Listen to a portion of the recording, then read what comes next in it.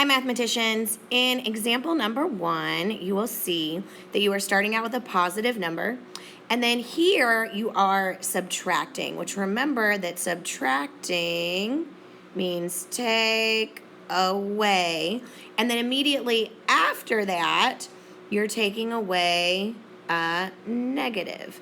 So hopefully you remember from previous videos that when you take away a negative, when you have those two, the subtraction and the negative sign back to back, taking away a negative is the same thing as adding a positive.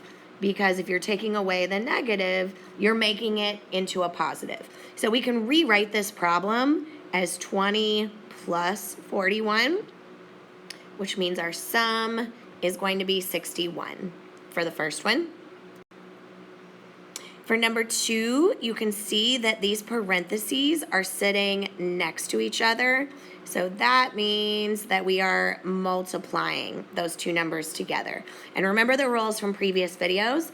Whenever you have a negative times a negative number, the rule is that it's going to be a positive. So 5 times 4 is 20, and a negative times a negative is a positive. So that product is going to be 20.